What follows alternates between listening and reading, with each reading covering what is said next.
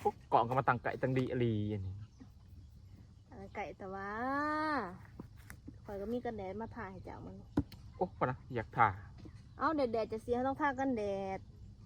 อีนายนี่มา ทกันแดดยังผิวขาว อยู่เพื่อนเพื่อนไปเฮ็ดเป็นคลิปขายรีวิวสินค้านั่นนี่มาหาแต่เฮา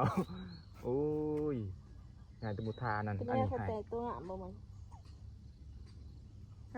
เอ้ยพอเบิ่งอยู่ดอก พ่อเบิ่งโอ้มื้อนี้เพิ่นเหยาะข่อยเด้อเพิ่นเอ้ย เพิ่นว่าแตกตัวพ่อเบิ่งข่อยบ่ได้มาหาลายมื้อเด้เพิ่นก็คิดฮอดข่อยแล้วบ่ปะโทบ่แนมทางอยู่เพิ่นบ่ได้เด้นายสิมาเพิ่นบ่ว่านะ เงี้ยเงาๆมันถ่ายคลิปบ่มาถ่ายคลิปโอ้ย อืม จะไปเท่าไรก็ไป ก็เป็นคือ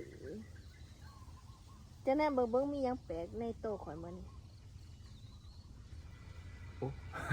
ไม่ได้ปิดจัก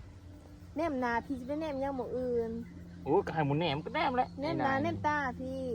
มีหยังแปลกแนมเบิ่งล่ะ เออบ่มีนะ บ่มีหยังบ่แค่ว่าข่อยบ่ได้มาหลายมื้อแน่ว่ายังมีหยังเปลี่ยนไป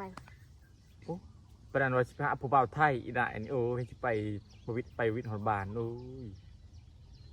ยิบจ้างบ่ทันละไปยังบ่ทันละมีคนถือใจเนาะแต่ก็อยู่ลาวเฮานี่ก็มีอยู่ผู้หนึง